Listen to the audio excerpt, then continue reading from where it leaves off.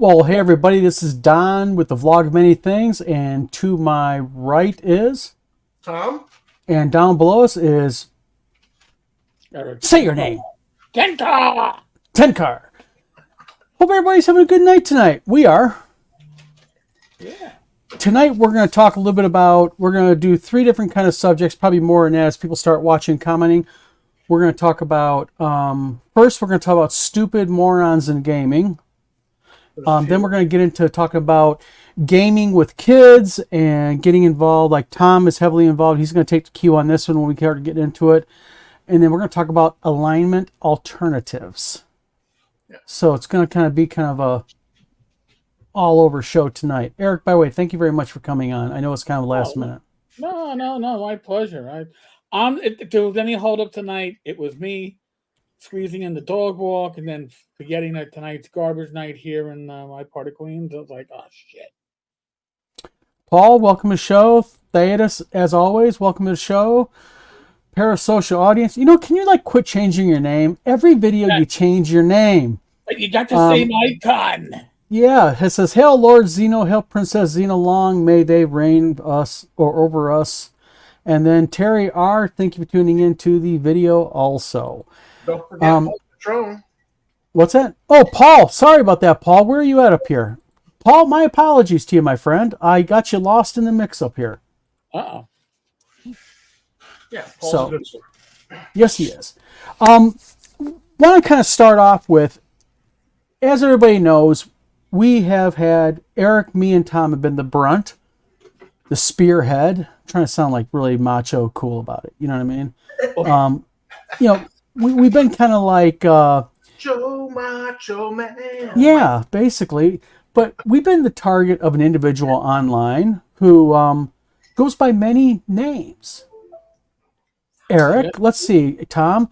He of many names that shall not be named. Yeah, he's got Vagina Man, VGAPMI 1895. He's got what's that? I named him that. Tom named him that. So we got VGAPMI. We've got Mario Real. Mario is back. Mario 77. Mario 77. Then Mario, there's a couple of them with Mario like 10 or 15 numbers. Like I think he was like falling over, like maybe passed out for meth overdose while he's hitting the keyboard. There is Chad's Revenge, which I think Chad's Revenge is actually a really evil guy who likes to do DMing a lot. Don't ask me. I think really you're right. Yeah.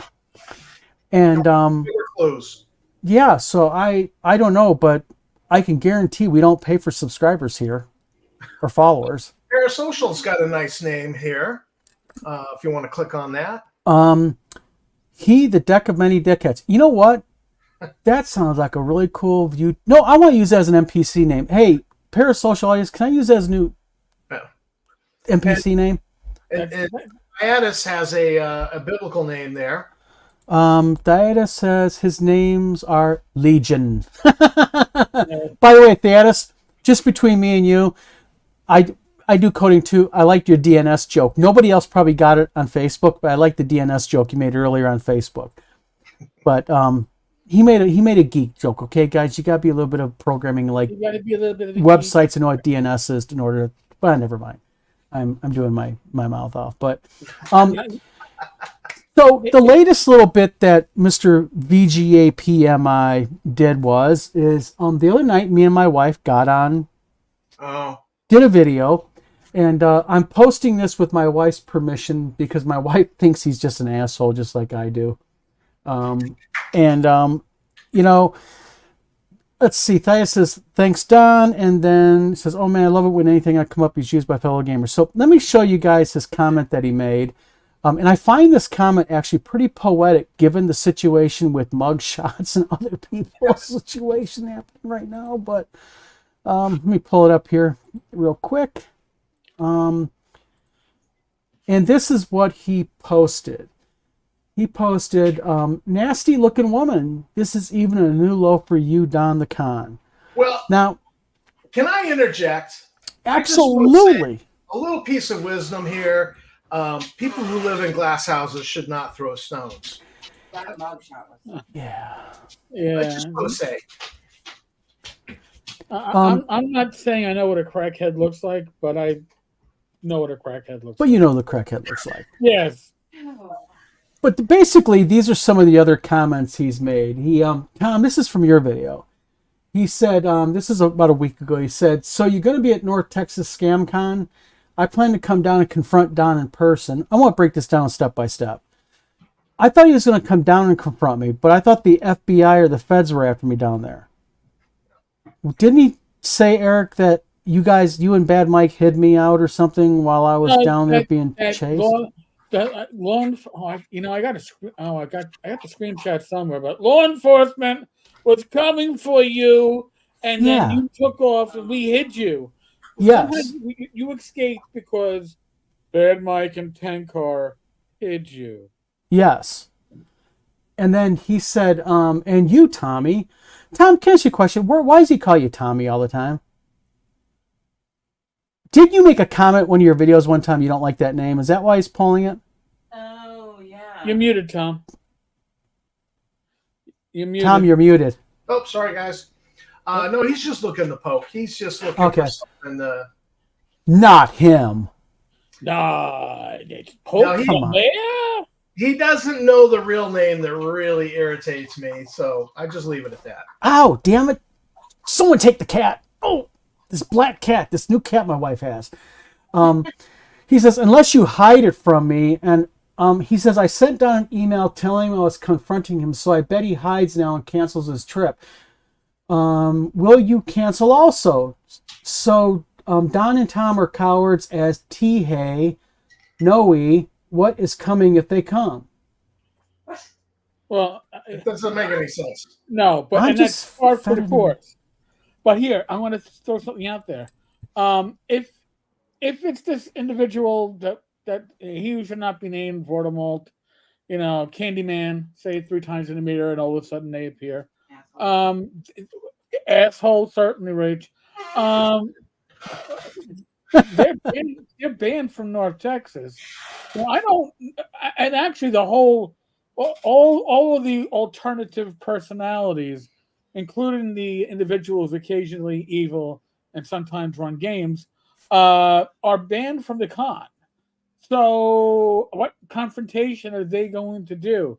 Stand outside and yell at the hotel? I don't get it. If I ask for a press pass. Well, the thing is, I don't put it past them. That's the whole thing. And here we go. Hold on a minute. Okay, so this is from the other night. Mike and I were guesting on another live stream, talking about North Texas RPG Con. Oh, hold on, Eric. Was that a live stream where you get actual views, right? Unlike other people's channels, right? Real views from real subs? There were actual views, yes. And Vagina Man came on, and Tenkar and Bad Mike talk about their support of criminals and those who stole from TSR Hobbies. By the way, hobbies should be capitalized. I'm not trying to be a college professor here, but I would have lost something on my grade for not capitalizing hobbies. I'm sorry, Vagina. You're going to lose some points too. Actually, I think in the Lower Lenassian to English dictionary, that's proper. Capitalize hobbies. Axe. I guess they're from Brooklyn. Axe, like the aliens. Axe. It's your mama. Axe. By the way, this individual likes to make demands. Do this. You know what? When you're behind bars, you'll learn to obey commands too. Just saying that one goes with the other. Hold on, man. Let's see. Phil Gamers. Scott Mulder says, "Hello, team." Scott, thank you for coming. And Big Vic. By the way, congratulations. I see you're getting your game out and into the masses here pretty soon. Big Vic says, "I'm surprised YouTube doesn't have a mechanism to get rid of trolls like this." They do, but it takes forever to really get these people to remove these morons. Too much of that untaxed trailer hooch. Nice. Scott might have won the internet battle for tonight on comments. Guys, in the comments, you got to do better than this or you're going to get the prize. Only losers pay taxes. I tell you this. Taxes are for the common man. But then he sends out an anonymous mail. And this is what really intrigues me about this. Supposedly, he says, we are emailing Tommy, I'm like, well, whatever, and Eric the Crooked Cop, watch, see. God, you naturally want to speak properly. I can't even read the damn email. Stop trying to translate it. You do it a disservice. Okay. You have to present it in the original form. And by the way, it fucked me over when I tried doing it the first time too. Okay, I'm going to redo this, okay? Deep breath, Don. We are emailing Tommy the Finger Sniffer and Eric the Crooked Cop. Watch, see if they tell you they got emails. I bet they will not tell you. They know Donnie. They know it's all you. Then he said, you are VGAPMI1895. You have been sending anonymous mail to yourself. You are Chad's Revenge. That tells me it's him because he would not have pointed that out. And then you are the one who sent yourself a letter in 2021, which I will describe what that is because I was actually asked by a few people via PM. And then I stole $40K from Justin Lanasa. Now, I'm not sure if he's talking about I stole the game 40K from Warhammer. Go ahead, there, Tom. I got two questions on this because, I don't know what, 4 weeks ago, it was $500K, $500,000 you stole. Mm-hmm. And now it's 40K. I mean, we can't keep the number. Well, it was also 30K to the Battle Creek Sheriff's Department. That's right. It's a friends and family discount that you're getting now. Okay, you're being brought in. You're being liked now. Come in. Come join me. I'll give you a 90% discount on the cost. Yeah.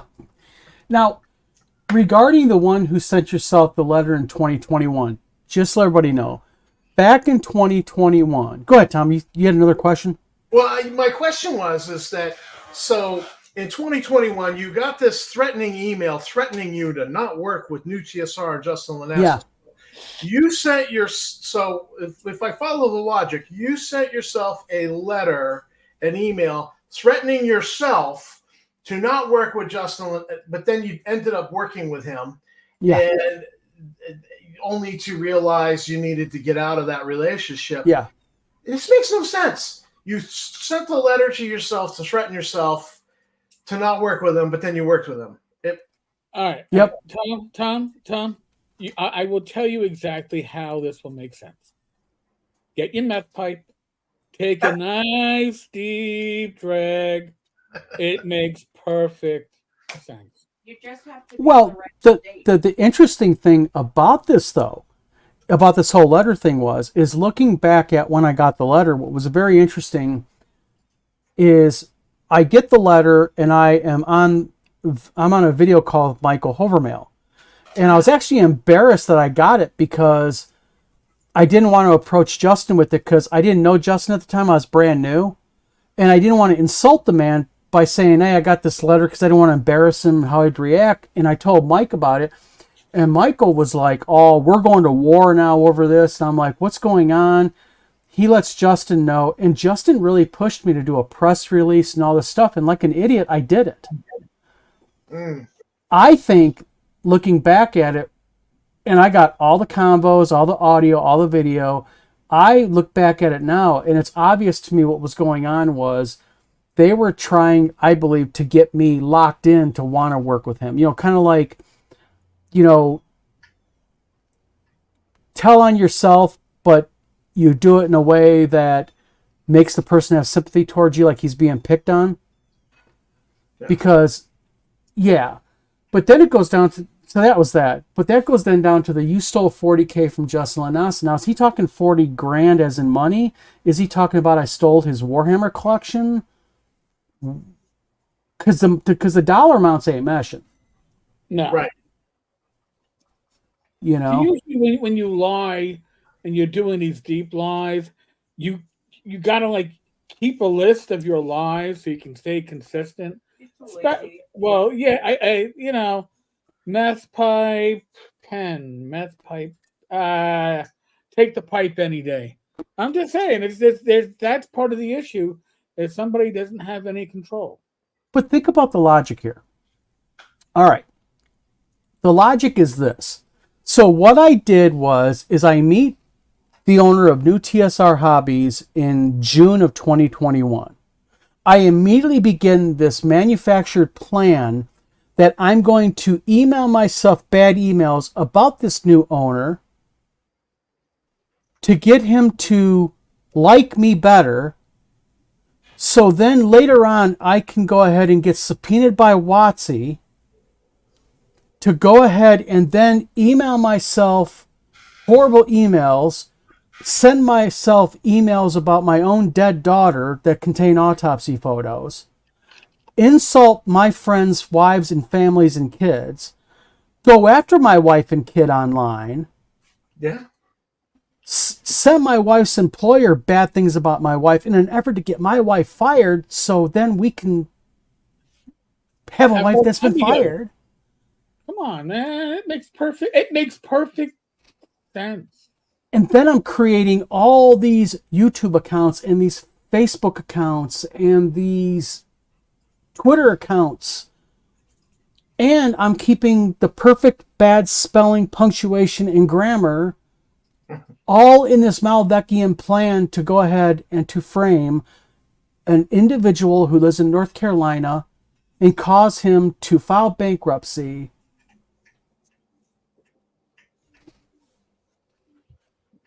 Are you sure you're not the evil DM? Wow. No, I tell you what. Holy shit. I'm going to be honest with you. If I did this, I might have to brag about it because this is one hell of a convoluted. Wow. I don't even think I could keep track of it using it on my... Wait a minute. I'm going to make a spider web of this. Can you imagine how that thing's going to look? This could not be any more convoluted than if you pulled your intestines out through your belly button, tied it in knots, and stuffed it back in. Been there, done that. What? No. It's just no. Okay, the parasocial audience says, this is a total aside, but it almost makes me cry to think TSR could have been reborn as a legitimate OSR gaming alternative. In the right hands, think of the good possibilities. Oh my God. This is what drew me into it. Because I've said it before, but I remember literally being online and seeing that initial post. TSR is back. Old school gaming is back. I'm not joking. I went out in the living room, was like, Tina, you ain't gonna believe this shit. TSR Hobbies is reforming. Yeah, I remember getting a phone call from a gamer I know in Massachusetts. He's like, "These guys want to get in touch with you." I'm like, "What?" And I'm at a special ed director conference with Tammy, and I'm like, I'm back at the room on the laptop trying to sign into the hotel. And you were excited as hell, weren't you? Oh my goodness, I came back at lunch and I thought we won the lottery. Well, yeah, I thought Star Frontiers was going to be, finally get an update, a version 2.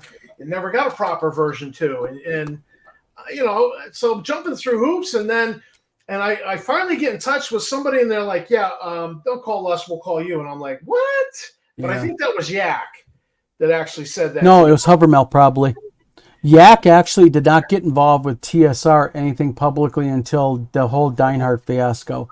Okay. And then Yak stepped in because Deinhardt was the brains behind all of the URLs and the social media accounts. And that's when him and Deinhardt split, Hovermail was just trying to get in with the company.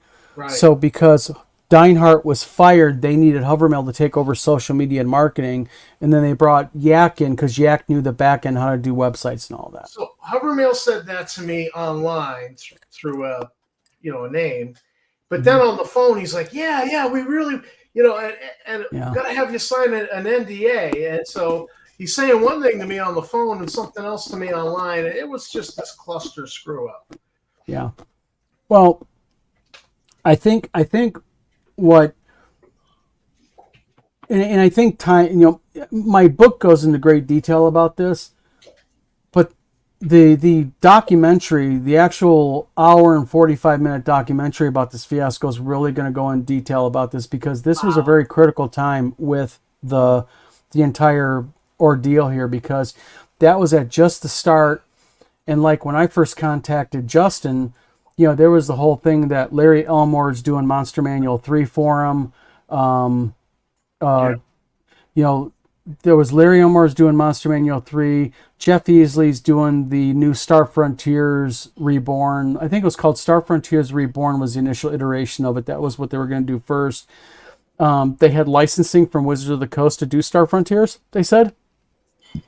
And that's when it started falling apart a little bit, I think. Back in late November is when they first mentioned the licensing, because I was like, then why are you suing them? Why are you planning on suing them if you got a license from? Because they're going to yank your license. They contacted my editor-in-chief at the Frontier Explorer, and they said, we're licensed. And he said, all right, show me the documents, and because they wanted to take over the Frontier Explorer magazine.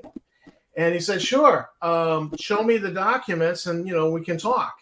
And then they never did. And I heard eventually that a comment had come from one of the principals that these assholes think they own Star Frontiers. And so that... they were going after Eric. You early on, weren't they, Eric? Well, I saw that the Ernie post about the TSR logo. The TSR trademark was abandoned on the side of the road, and a good friend, upon Ernie's advice, was able to pick it up and bring it back to life. And I was covering, because initially the trademarks that were reserved were in Wisconsin. And if anybody knows anything about trademarks, and I know a little bit, not a lot of it, just a little bit, state trademarks are essentially worthless. And but I guess they were placeholders for the federal. But that's when they started going, oh, you can lease a trademark from us. And then I started covering it all. And then once I started covering it all, I got threatened with legal action. Oh, I'll tell you what, starting when I first heard your name, like in the old official capacity, like through like hate-wise, because I knew of you before then, but that was probably in September, very early on. Yeah. Warning me about, because he had a list of people to warn me about, to do not go on their vlogs because they trick you when you go on their shows. And I'm sorry, I admit it. Okay, listen, I was an idiot. I believed him. Right. Because I was, here I am. I mean, I grew up, and you guys the same way. We're all in our mid-late 50s.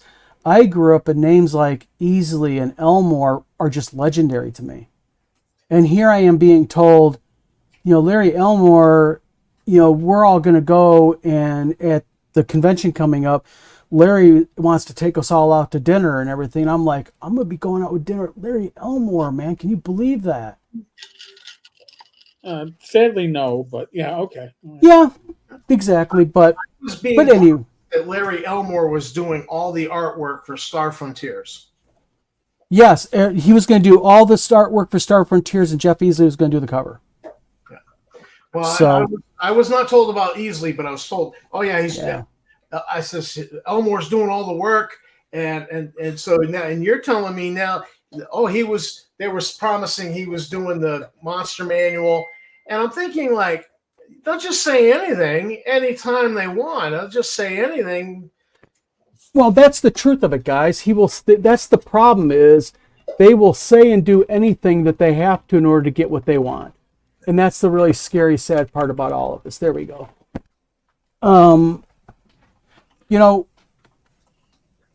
That's like this stuff happening right now.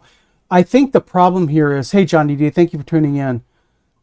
And I want, if you guys disagree, I'd love to hear the counter argument to this. But my thinking is the reason why these communications are becoming so flawed and fragmented is, no matter how organized you are, a lie is a lie. And you have to lie constantly to cover up the other lie, and that covers up. And I think he's losing track of his bullshit. Right. Yeah. Agreed.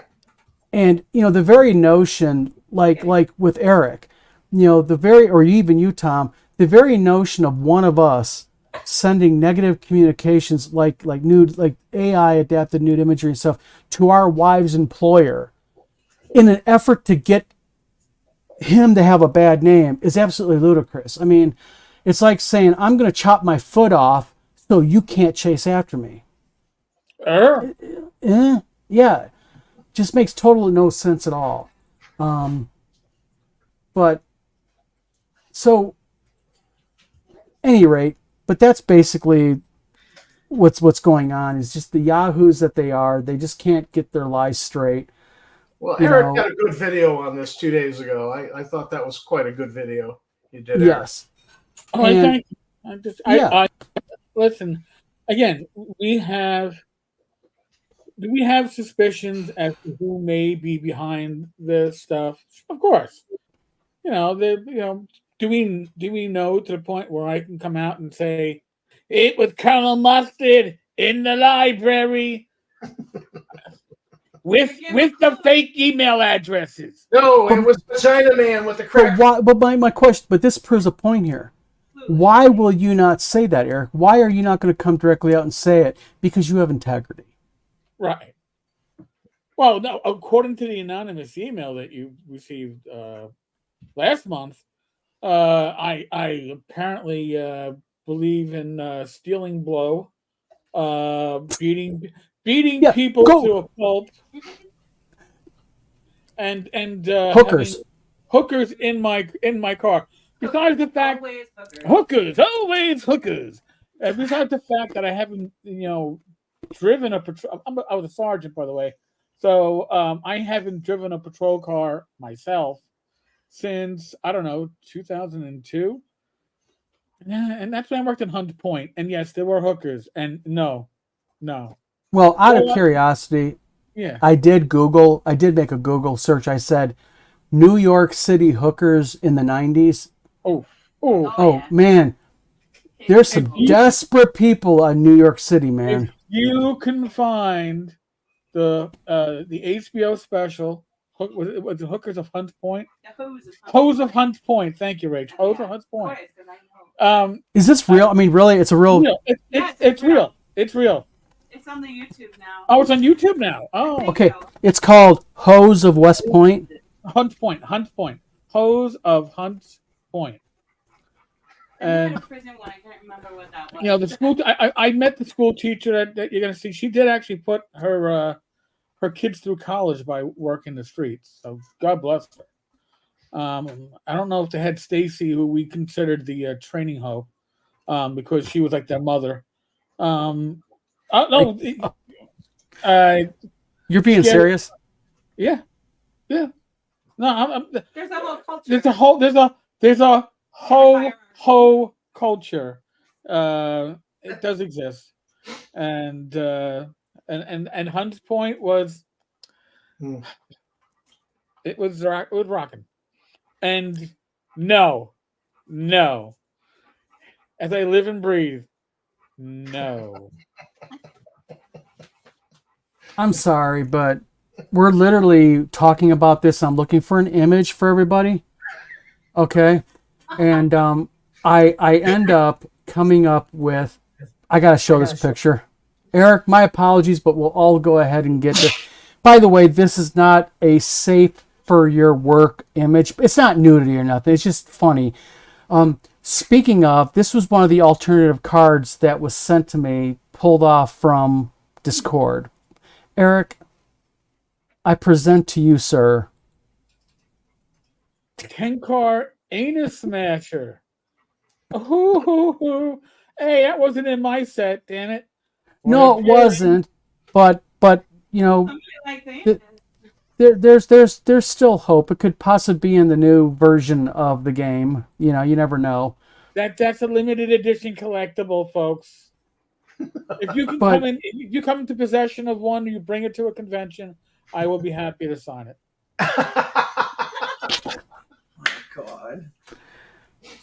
I'm sorry, the idea of Mr. Tenkar, can I get your autograph, please, on my card here? Your Tenkarian anus smasher card. From the Midnight Auction. Oh yeah, that's like I wonder if we could get that blown up for the midnight auction at North Texas. Oh, Think that could I can raise- make a massive card out of it. I think that could. For Oh the my midnight God. auction, that would be awesome. That would be. Oh my yeah. I guess I'd have to be the one holding it up and dancing around with it. Like, everybody get a good look. We'll put devil horns on. The bidding on that's going to go No, high. we're not wearing speedos for it, Rach. I don't know. You might be able to get quite a bit of money out of that one. Then that would be kind of hilarious. That would be hysterical. Oh, no, So I want to comment on this. Knock yourself out, Tom. You take the lead. I gotta find something here for you guys. I think Shakespeare had it right when he said, "Methinks the woman doth protest too much." That when somebody makes such a big deal, and they're so obsessed with pedos, anus smasher. I really think that if this is their subconscious leaking stuff out,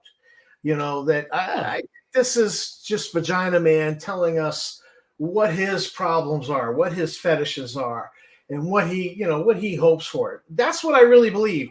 That Shakespeare had it right. Yeah, no, it's certainly something along those lines. Whoa! He knows what's We were gonna get a screenshot up there, screen share. You're getting a screenshot here in a moment. Okay, Don was teasing. You Yeah. tease. Well, it goes back to talk about Ernie Gygax. And there was confusion about his real role in the Dungeon Hobby Shop and TSR. And I have been corrected more than once online by people very vehement going, don't run your mouth unless you know what you're talking about. That was one quote. Okay. I was also told that no, Ernie never was a part of a partnership or anything of the Dungeon Hobby Shop Museum. That's all bullshit. That's basically the Samora crook doing it. But I present to you, when it comes from the horse's mouth, you cannot argue it.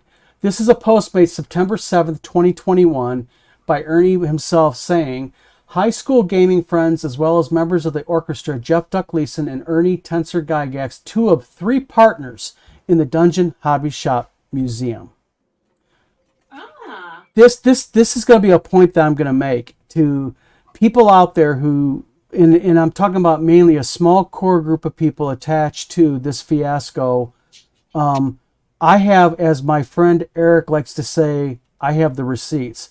And I have it all.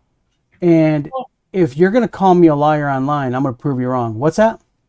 You remember the the phone conversation that Ernie had? Where he with Scott, where he's talking about trading shares in TSR in the Dungeon Hobby Shop Museum. So now, if you've got shares, which, by the way, in the bankruptcy case, that apparently never came up, but if you've got shares, that means that you are a part owner. That's right. Well, shares were the big discussion among Michael Hovermail, Ernie, and Duck early on in 2020. Well, the fall of 20. Early on when I was involved with them, and the idea was when they start talking about divvying up shares, there was a question made by Duck and also Hovermail going, wait a minute. You guys are doling out my shares without my permission or my say so. How can, how many shares are in this company? Because I wouldn't do it for shares. I was like, you're just going to pay me flat amount of money. I don't want a percentage. I want nothing like that. And thank God I did it, Oh, you would have been screwed. Well, I've already got screwed to the tune of over $7,000, but, a parasocial audience says, on another tiny channel I follow, I was one of about 3 viewers to see their trans interview fiasco. Yeah, that was the one where Ernie, wasn't he having that discussion? Yeah. Where he kind of stepped in it pretty heavy. Open mouth, insert. Yep. Anus. Johnny D goes, you get a lawsuit, he gets a lawsuit, they get a lawsuit, everybody gets a lawsuit. Thank you, Oprah. Thank you, Oprah. Basically. Jinx. Oh no, my dog's going. It's under the chair. You all got something under the chair for you. Yeah, basically. It's just crazy. I don't even understand what they're doing. Johnny D says, forgets which lie he was told to who whenever eventually it's Pizdets.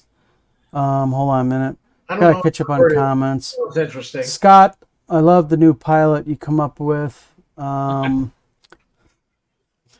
then Calvinoni, thank you. Do they have teeth? Not I think he having means the teeth is a hookers. selling Yeah. point. I'm telling you right now. It could They be a would tell selling you, point, yeah. I'll take out my teeth. This is no. Does that do you get like a bonus for that? Like $5 more? I don't know. Calvinoni has a pornographic memory. So do a lot of us. Not me. Blue DM, Blood M, thank you for tuning in. He says, make it like one of those North Texas RPG Con logo stands on the 6x6 fabric stand. Ooh. Oh, those big ones? Yeah. I wish I could print 6 foot by 6 foot. That'd be awesome. We're all over 50. Anal linking is more and more a concern. Jesus. On the vlog of many things, we get into many things. But Even anal leakage. anal leakage must be a thing. But Well, but basically he's been all over the place. But you know what? Enough of our good friend and fan Vagina Man. Vagina Man. Phenomena. Vagina Man. Phenomenon. Ack. So also we wanted to kind of get into a little bit, and I know Eric has to leave here shortly. He's got a Discord hookup that or that didn't sound right, sorry. He's got a Discord hangout. You guys want to talk about kids in gaming or alignment real quick before Eric goes? Eric, your choice. No, that's not my choice. I'm the It is your guest. choice.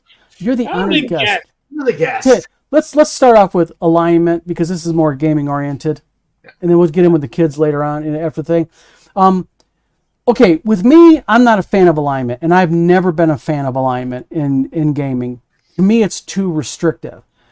And very early on, and I don't know about you guys, but I got kind of a thing from GURPS, and that is I changed out alignment for quirks, character flaws and such. What are your guys' take on that, Eric, Tom, and what do you guys, like it, don't like it?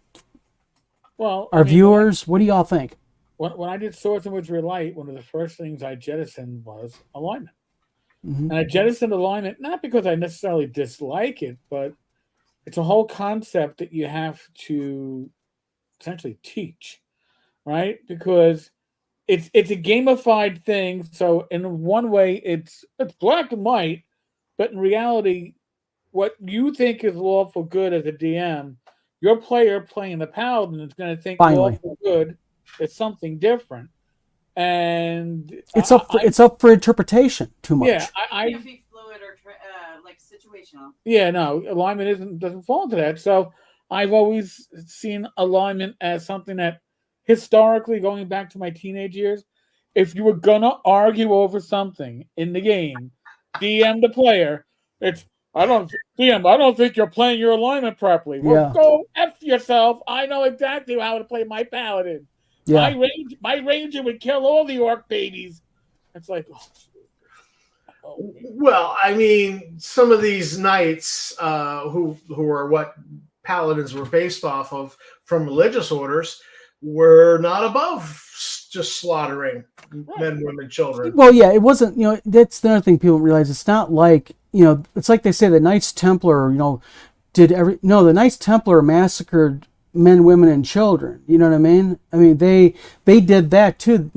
Not all of them were the what do you call it? The Knights of the Round Table. And honor and integrity and all that. I just went to spam a lot. Sorry.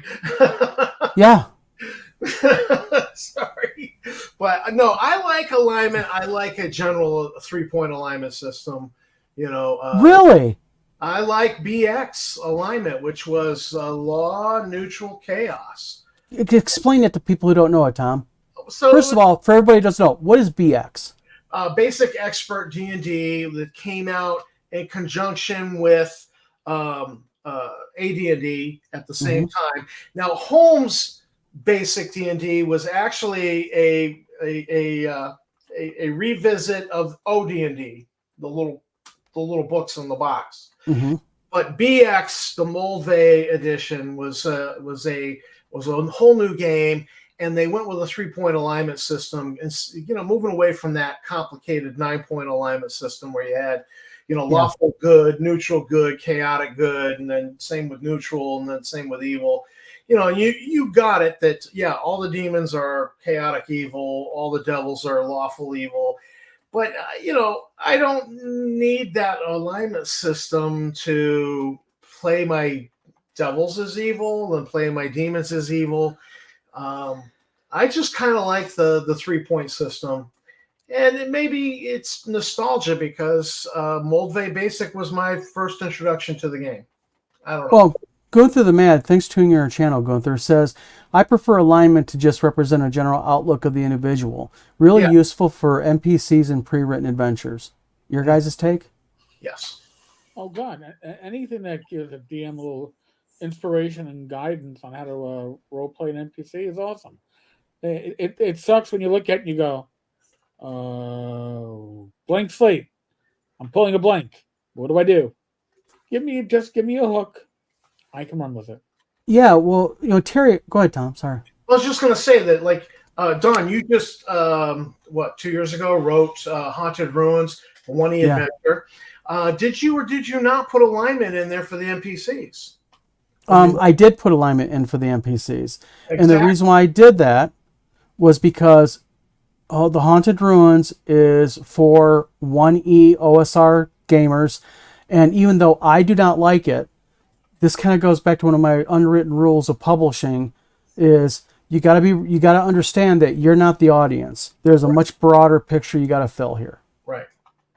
So if I was writing something for 1E, I would absolutely put in 9-point alignment, and I would think about those alignments too. I'd be very careful that I need this character to be lawful evil, not chaotic evil. I would invest a lot into it. Well, Terry R says I like using codes of honor or personal flaws, quirks, and see that's my whole thing. That's the reason why I like quirks, is because, and I know this is really drastic example, but okay, if I asked everybody on the alignment scale what is Adolf Hitler, people would go everything from chaotic evil to lawful evil, that type of stuff.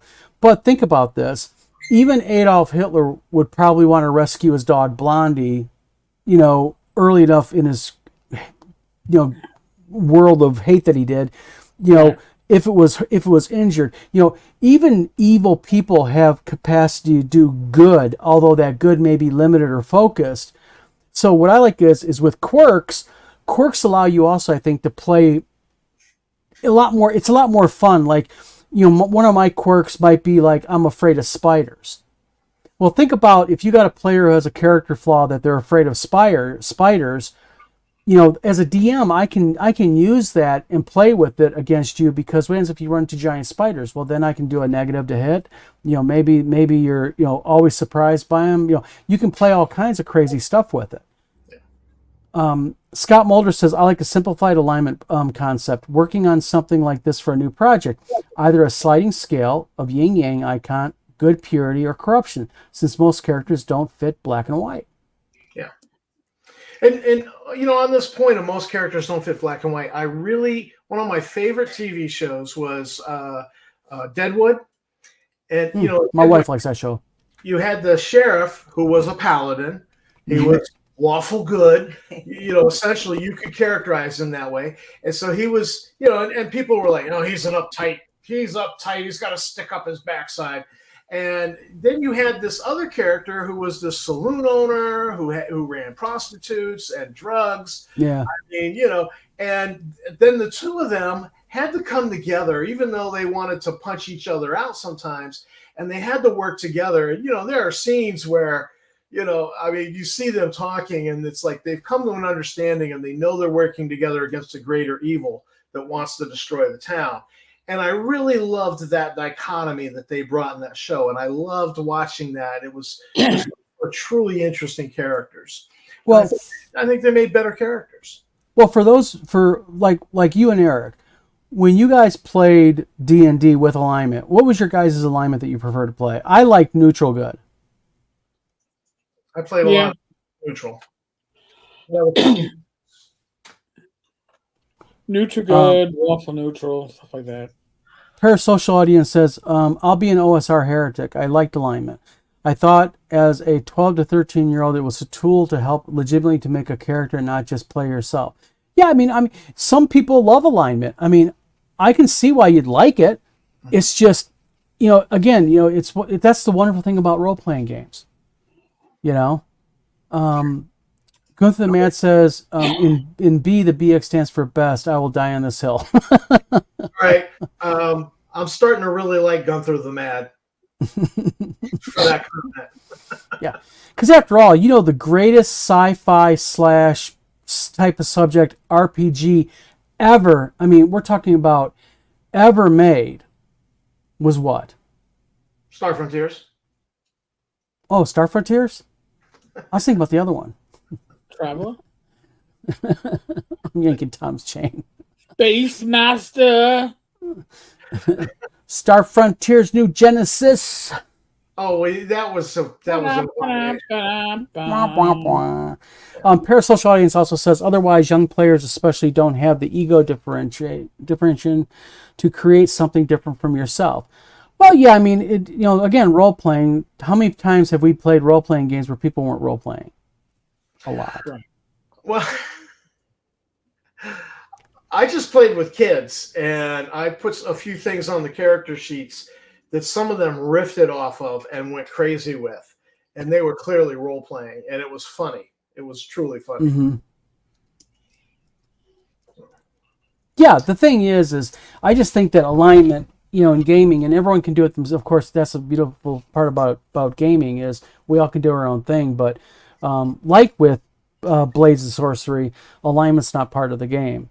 So, and I'm just going to pre-warn everybody, one of my suggestions for the oncoming game will be try to implement some type of quirk system in it, but that's just going to be my hill that I'm going to try to stand on and wave my flag on.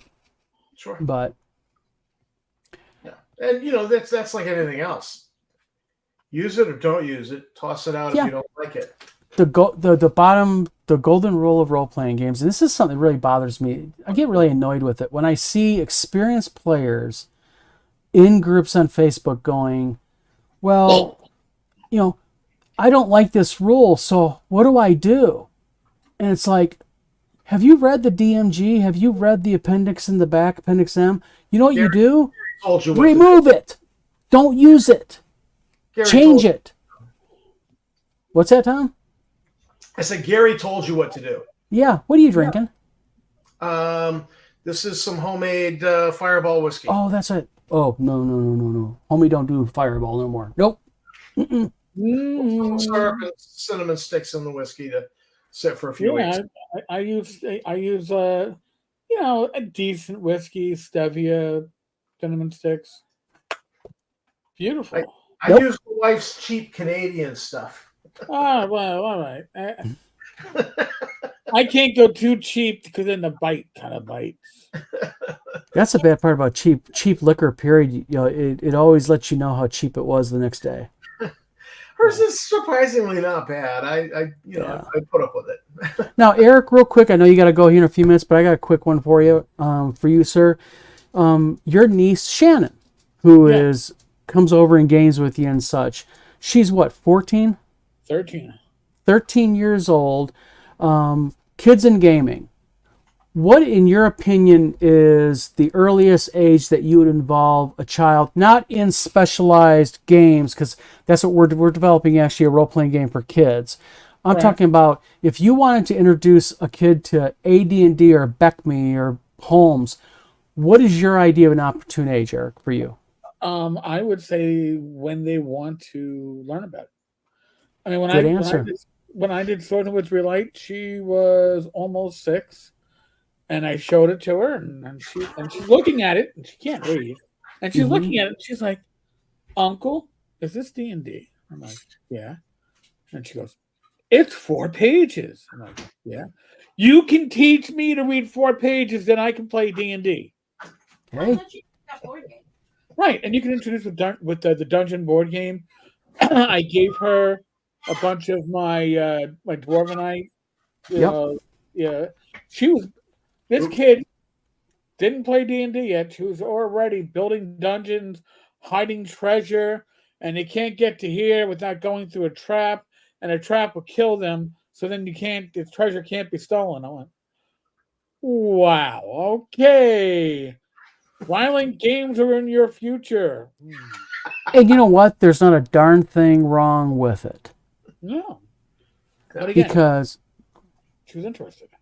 well, and not only that, but you took a young girl who didn't know how to read, and that probably helped her want to read because she needs to be able to read in order to play the game that she really wants to play. Right. And you can use that as a segue to get them into teaching or reading, learning and everything. Yeah, like Monty Cook had an introductory RPG, which we bought for her, and I played her through a session or two. They were quick Mhm. sessions. She enjoyed it. I do think that she wanted something more violent. I'm just gonna throw that out there. Yeah. But that's the thing with kids these days because they're more, how do I want to put this?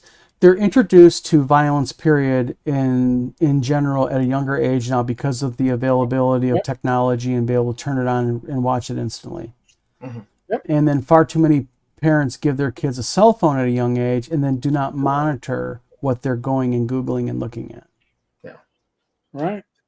So And I don't think D&D back in the 80s was all that honestly, it really wasn't all that violent. It wasn't like blood and gore and I rip off the head and spit down the throat of this, or it really wasn't. It was just hit points are a very sanitized way of representing damage. well, video games I think have impacted it heavily because video games like Call of Duty where you can do the gore meter, everything from I don't want to see no blood all the way till I want to see his intestines fly out of his eyeballs when he gets hit with the RPG type thing and such. But what was that you were going to say? You Well, rip the guy's head off, the vertebrae trailing behind it. well, and that's the thing. I mean, everybody was worried about, it's teaching kids to be violent. That isn't teaching kids to be violent at all. You know what I mean? What it's doing is it's part of a tactical based game, just like in any game. You play Monopoly. What's the goal of Monopoly? I want to bankrupt Tom. I want to put Tom in the poorhouse. So there's ways of looking at gaming period back in the late 70s to early 80s even. There's a lot of games out there where the goal was what? To harm your opponent. Oh yeah. And I don't know that protecting kids from stuff necessarily really does that because back when I was, my hypocrisy knows no bounds. I don't like unions, but I was a Teamster at one time, and a guy on the job with me was telling me about his sister. She's so anti-guns, no gun toys for her kids. But whenever the whole family got together, the first thing her kids wanted to play with were the guns. They went straight for the guns. Growing up, we would, that's the game one of the games we played. It was called Guns. You want to go play Guns? Hawaiian Indians or Army men, we played Yeah. out in the woods Yeah. and pretend to shoot at each other. But my friend thought it was so funny that her kids were raised with no violence, and that was the first thing they wanted to touch was the toy guns when the whole family got together. And I just don't know that type of protection actually does anything. Well, Scott Mulder says it best. Classical literature is filled with violence. Yeah. Like I remember very early on, in the UK in school, we had to read Robinson Crusoe in order to do a book report. It was just a little gritty book about that thick. And I remember, they had the word Negro in there. Well, that's been scrubbed now out of books. And it had things like, the slave trade and talking about the slave trade. And we've all read, the original, we know the things that were in there. And it's kind of funny that type of content these days people are so in an uproar about, but they'll have no problem giving their kids access to something like Snapchat, where basically, your messages are secret, they get dissolved, and you have no way to track what pedophiles are trying to get to your kids. Right. You know, but yet don't have a book, a classic literature book, with verbiage in there that now we have deemed that you can't even say it because you're somehow be bad and you're somehow a racist or anything. And I just think that like you said, hypocrisy knows no bounds in society these days. Parasocial Audience says, my other heresy, D&D is really anti-religious. How many times do adventure writers justify slaughtering people because they worship another god? Cult membership. Well, yeah, it's one of the foundation blocks of role-playing games is you got to have the bad guy. You got to have the adventure, the goal type thing. You guys are completely normal. I think you does protest too much. Yes. Calvin also says the world isn't sanitized. Wear a helmet. Exactly. And then says drag queen story time is just fine. You know what? It's all on what you want to make it. You can be offended about anything. Okay. I can take, well, it's a bad analogy because it's already done, but like I can take like the Little Mermaid and turn it into something negative if I wanted to. But at the end of the day, gaming is about you, I think, about what's good for your players. Tom, what are your boundaries? Eric, what are yours? What are mine? We all have different boundaries. Yeah. And it's what you and your group are comfortable with. Eric, you look like you are getting ready to scoot because you keep looking at your clock. No, I keep looking at my other screen. I'm multitasking. I'm not looking at so we don't have your undivided attention. Hey.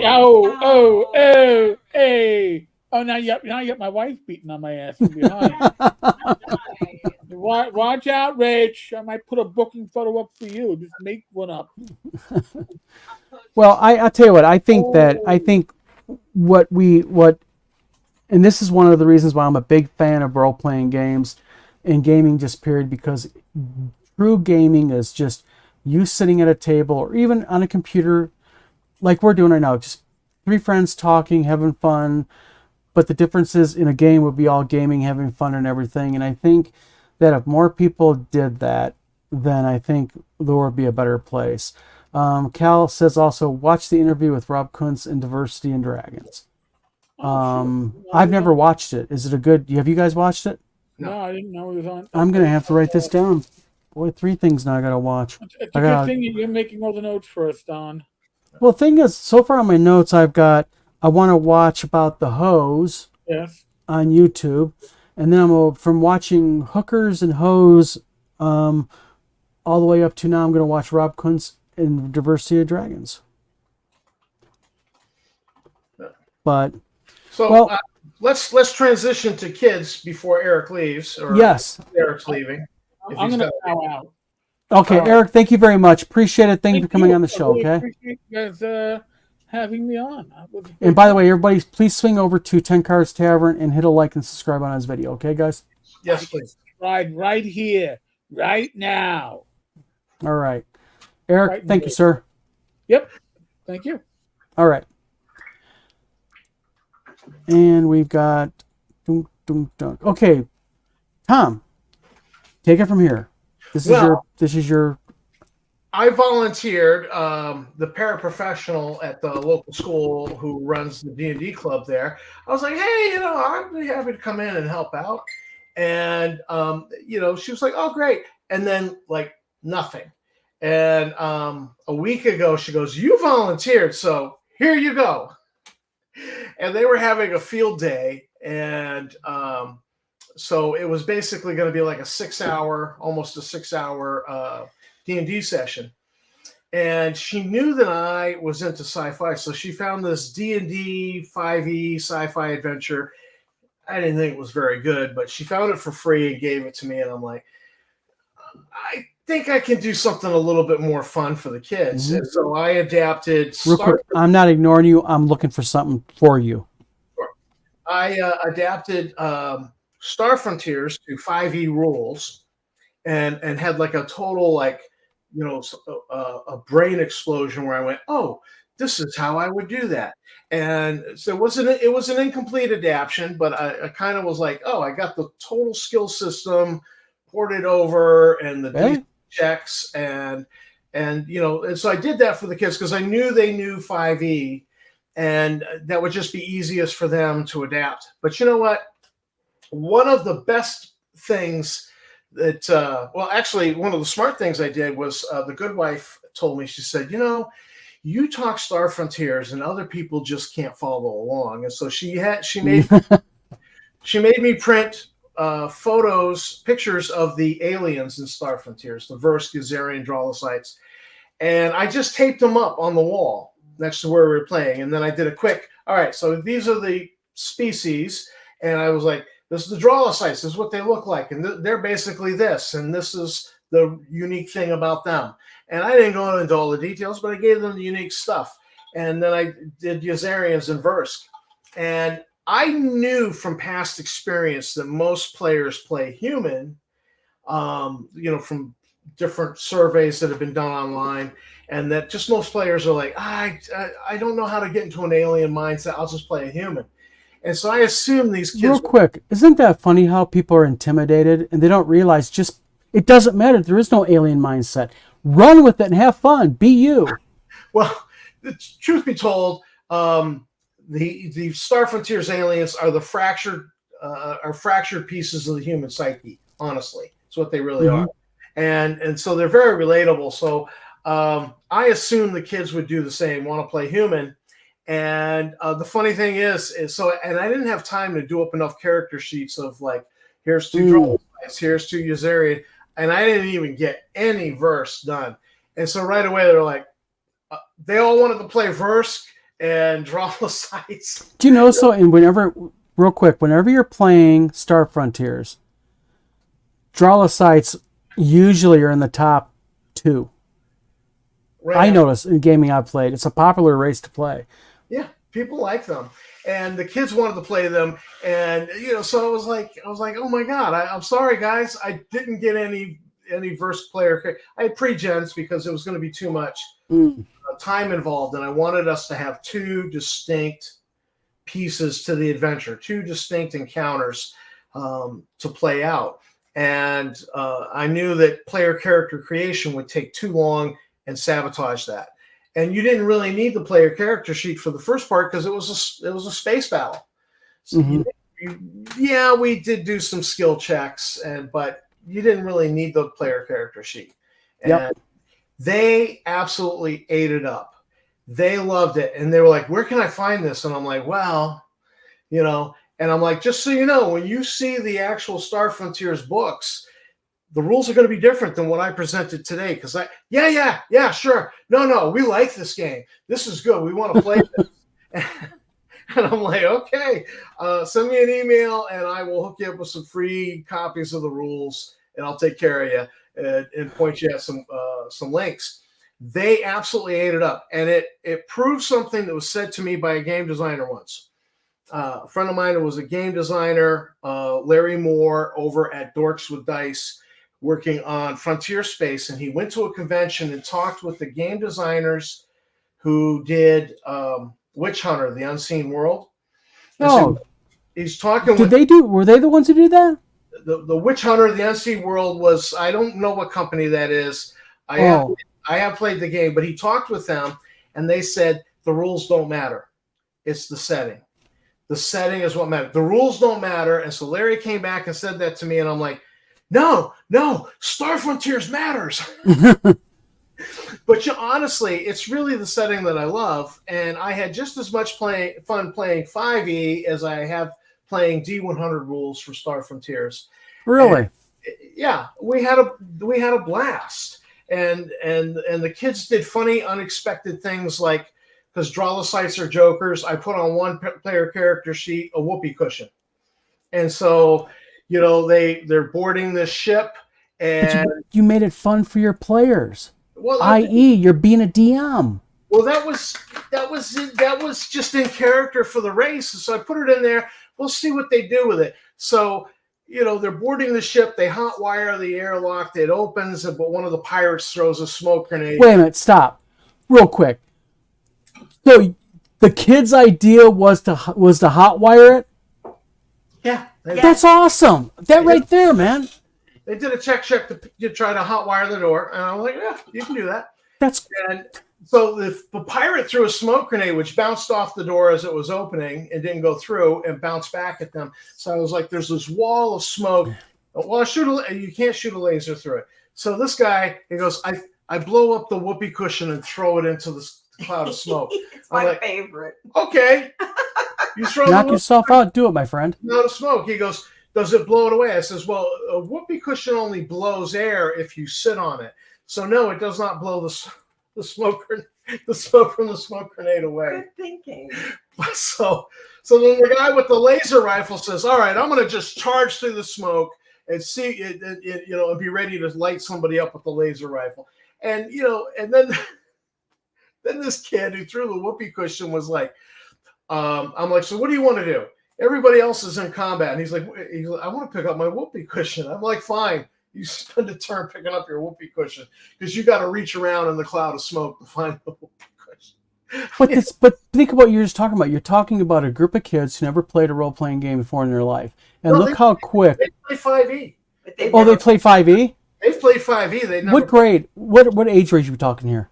We're 7th and 8th graders. Nice. See, that's just 11, 12, 13-year-olds. nice. And they ate it up, and they were like, where do I find this? I was like, well, you can find it on drive-thru, and you can find websites dedicated to it, and Facebook groups, and I said, just send me an email, and I'll get you some links.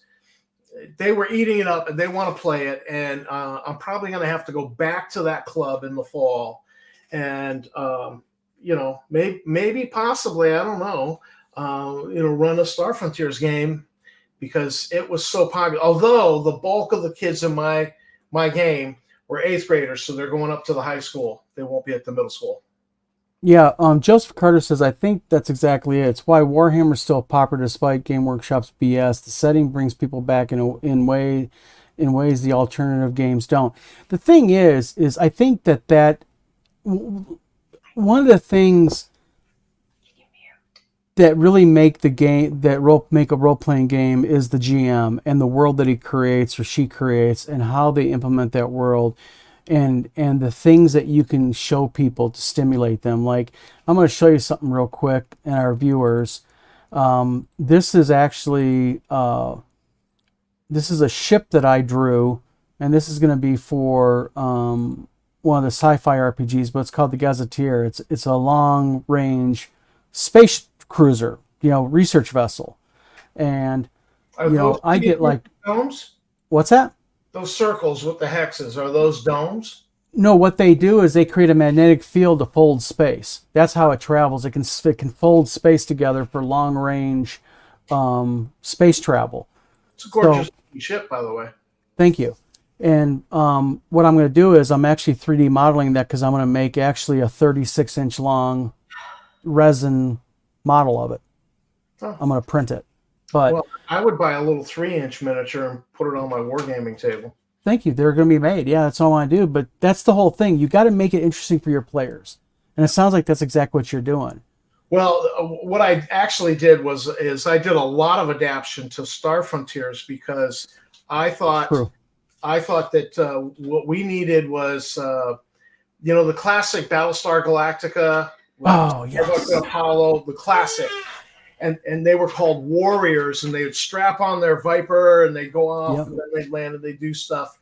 I thought that's the game to bring to a bunch of 12, 13-year-olds.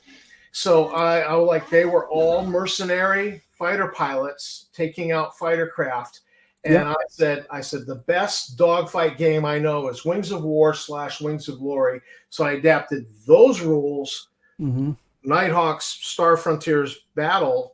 I used the whole Wings of War, Wings of Glory movement mechanic instead of Star Frontier stuff, which is neither one's realistic for space combat, but who cares? It's an RPG. Role playing.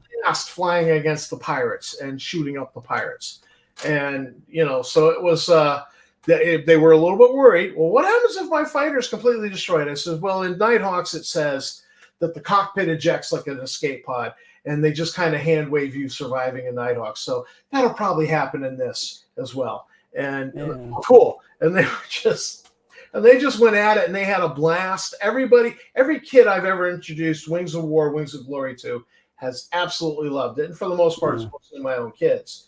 But they all love it. They all think it's a great game. And I just brought that right in. So it was a nice, instead of over 40, 50 hexes that are, each hex is 10,000 kilometers. They were in a space that was just 10,000 kilometers all by itself. And they dogfought with pirates and had a blast. And they overlooked the fact that I was like, oh, yeah, the freighter's trying to move away and get out of here. Well, there were pirates on the freighter. And when they found that out, they had to then go board the freighter and fight the pirates. So it was a good double whammy kind of game. Yeah. And they ate it up. And they were like, oh. See, that's the cool thing, though, about all that is you basically just took it and you took their imagination and you ran with it with them. It didn't matter. It was 5e. It didn't matter that it was a bastardization of Star Frontiers with 5e rules and Wings of Glory rules, and it was fun. Together, they did classic stuff that I guess only kids would do. They split the party. Mm-hmm. They were like, yeah, one guy's going to one deck, two guys are going to another deck, two guys are going to another deck, and combat's erupting, and they're almost getting killed, and I'm sitting there going, well, I've always wanted to oversee a total party kill. Hey, TPK. It happens. They didn't die, and they did rescue the politician that was being held captive. Now, is this something you're going to continue, Tom? Well, I was playtesting that adventure for WizardCon. That was cool. That was a playtest for WizardCon, so I want to bring it, but I think people signing up at WizardCon are going to expect Star Frontiers rules, so we'll just revert back. Well, it's possible, yeah. But also think about something. You can also implement this in the coming year. Oh, yeah. Because that's what I want to do. You gave me actually a little inspiration. I actually sent an email out to our local library here in Battle Creek, and I was like, hey, they know who we are. So I was like, we'd love to go ahead, and we would love to do like maybe just a once a month Saturday afternoon game, like maybe from about 11 a.m. till 1 or 2, just something, to get kids involved and such. Keep it simple. And the paraprofessional at the middle school who was running the D&D club, this year, the culmination of their D&D campaign was this competition in an arena. So actually, kids this age, they do want to do PvP. Yeah. They want to go PvP, because in my game I was like, yeah, guys, I'm really not interested in us doing PvP, because the guy was fooling around with the whoopee cushion too much. The guy running the character with martial arts skill was like, I'm gonna go over and kick him in the groin. And I was like, all right, fine, you kick him in the groin, but it's because he's your compatriot. It's not a kick that caused damage. It's just a, hey, stupid, stop screwing around. And, they were like, no, I really want to shoot him in the head now. He's irritating. And I'm like, we're not doing PvP because we just run the adventure. You guys, everybody on board to survive. Heck, PvP could be a disaster. Well, it is a disaster on its own, but it can be really a disaster even with adults who are experienced in RPGs. Well, what this paraprofessional did for the D&D club was they were having this arena thing, and so they competed with each other in the arena, and it was like a March Madness, so you advance because you beat so and so, and now and they were going to declare like a winner for the whole club. And I thought, well, that's pretty cool. And then one kid went and got online and did some maps for the arena that he printed up, and so they had these arena maps, cool, and they really got into it. And you have like two kids who don't like playing with everybody else, so they just play by themselves and they do their own thing. And so I think she had as many as 20 kids in the club this year. Oh, nice! And which was what led me to go, hey, I'd love to help out. And I thought she forgot about it, but then at the last minute she goes, "It's field day, and you volunteered, so here you go." Well, I encourage everybody watching this and everybody who's in the chat right now is, for those of you who have kids, or better yet, for those of you who actively play any type of role-playing game, doesn't matter if it's D&D, Traveler, GURPS, whatever, ever think about maybe just reaching out to a local library, or for those areas that have a Boys and Girls Club, because we still have those local in Battle Creek. Reach out and maybe, keep in mind, I hear all the time people online going, I don't have a group to play with. And I'm always like, wait a minute, if you don't have a group to play with, have you ever thought about going to a library and reaching out and saying, hey, because libraries would love to advertise that stuff because it brings people into the library and say, we're going to have a monthly D&D game coming up, or a bi-monthly, whatever you can do your time with. But I encourage everybody to reach out to, get the kids involved. Let's get the younger generation playing it in a positive way, learning the game in a positive, safe environment. And it may not be a local library. We have a new store in town called D&D's, because the two owners, their first names begin with a D, so it's D&D's, and they put a D20 on there. It's a game shop? Yeah, it's a game shop. Oh man, why are you not over there?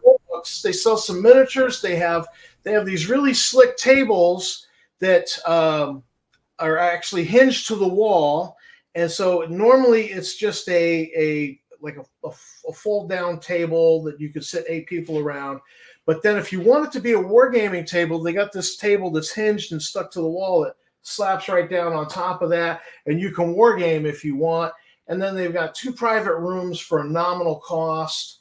And if you need 3D miniatures printed, they'll do that. They got one charge if you just want to get your miniature into a batch, or if you want to just say, all right, I want to pay for the whole print run.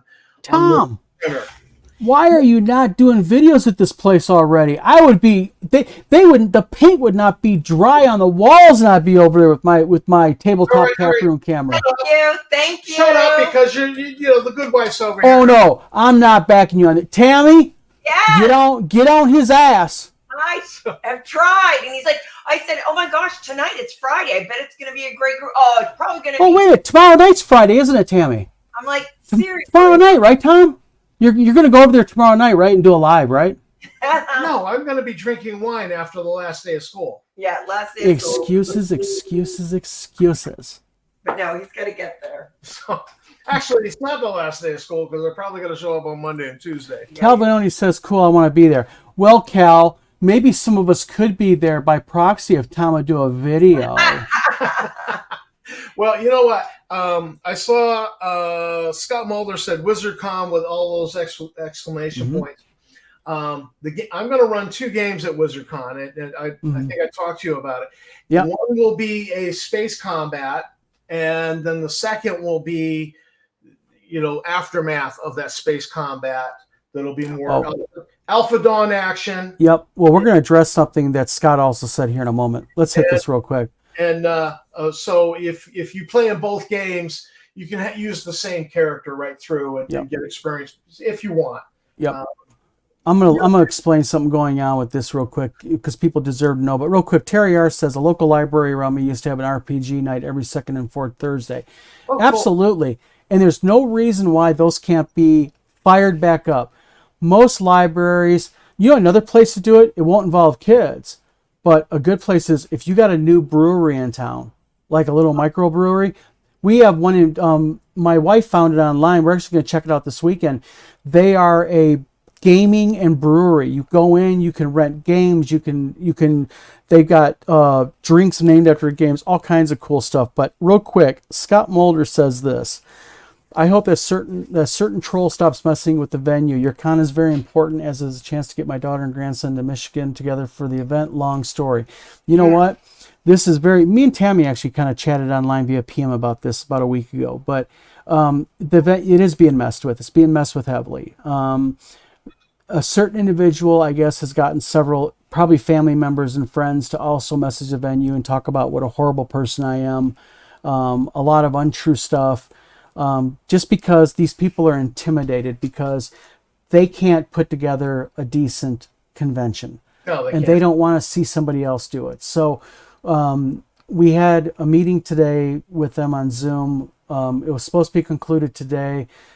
She's supposed to get back with me tomorrow on this, and it's going to be a go. But we're scrambling on our feet trying to get this to be a successful go. It's just, this is beyond our control. I can't stop people from emailing a venue, and these venues are big, and they are very paranoid about public opinion. And when you see things like grifter and this man has stolen hundreds of thousands of dollars from people, that makes people take a deep breath and take a step back and go, we need to look a little deeper into this, and such. So it's a sad thing, we got to go through it, but a message to my troll: all you're doing, my friend, is pissing me off, and you make me want to fight harder. And you're upsetting my wife, and you're pissing Tina off, and you make her want to fight and do it even harder too. You're not stopping this. Yeah. You're just going to make us do it bigger and better, is what you're going to make us do. Which is why Tammy and I want to come out and support you. So we're absolutely come out. So, and yep. I mean, if we're there and you need somebody sitting at a table handing out tickets or T-shirts, absolutely. I know you guys would be happy to help, and we'd be glad that like I said, we're also going to be doing things like, I'm going to be bringing in my own like barbecue and stuff like that. We got all kinds of cool stuff going to be happening. You also have, just in case the whole thing with the venue, you have a plan B, don't you? Yes, we do have a plan B. So no matter what, a Boy Scout if you have a plan B. What's that? You must have been a Boy Scout if you have a plan B. No, I wasn't a Boy Scout. Just my dad was a warrant officer, helicopter pilot, and demanded us to be hyper organized and such. I mean, really, we had to have our underwear and our socks folded the right way to our drawers. Well, I just say Boy Scouts because in Boy Scouts we used to joke about, no, we're on plan C and D already. Yeah. Well, the bottom line is this, we're not going to let a loser troll beat us. If anything, what you do is you just drive us to become more efficient. You drive us to become better. Like with you, when someone says, Tom, you're a shit channel, your channel sucks, you're going to double down and go, you know what? Now you're going to make me do even more research because I want to do even more videos and talk about stuff and do it better. Yeah. So thank you very much to my trolls, because what you're doing is you're making us become better. Joseph Carter says, but you do have a plan C4. Yeah. And then Scott Mulder says, I already have my ticket bought and moved a mountain to get off work. I will be there. And you know what? We're going to fight to have you there, my friend. Yeah. So, and just a little shot. I love plan C4. Yeah, exactly. It's a good yeah, plan. That's a good idea for a t-shirt too. But you know what? We've been at this now for almost an hour and a half, Tom. Yeah. So at the thought of plan C4, I think we need to wrap this up. Absolutely. What do you think? Yeah. To our friend Eric, who stopped here earlier, thank you again, Eric. I know you're going to watch this again. Thank you very much for coming by. Everybody who has commented in here, thank you very much. Please hit a like and subscribe. Please head over to Tabletop Tap Room, like that channel, subscribe to it, and also Wizard Tower Games. Mm-hmm. By liking and subscribing to us, you help us be able to grow our channels and help us become better. And we appreciate it. Yeah. And everybody making comments, as you pretty much get the vibe now, we've said this before, your comments actually help us continue with the show and give us talking points and stuff to go over and such. So, and then I'm very happy to know that Tom this weekend will be going by that gaming store and be doing a video on it. Next Thursday, we might be doing a review on Nomad. Oh, Tom, let's talk a little bit about that real quick. We got to get out of here. We're going to start doing things like reviews on books and game products and movies and TV shows, and start implementing things a little bit differently about how stuff is talked about and stuff. But that's a whole different rabbit hole. But sure, Tom, it was great chatting tonight again, my friend. Hey, I love doing this with you, Don. Yeah, so do I. So everybody, again, thank you very much. This is Don. And this is Tom. And this is the Vlog of Many Things signing off. Everybody, have yourselves a good and safe weekend. And by the way, tomorrow night, 8 o'clock, Eric's doing his live. And don't forget, Eric's Gamers Health, 8 o'clock, Saturday night. So, Everybody, have a good night. Thank you.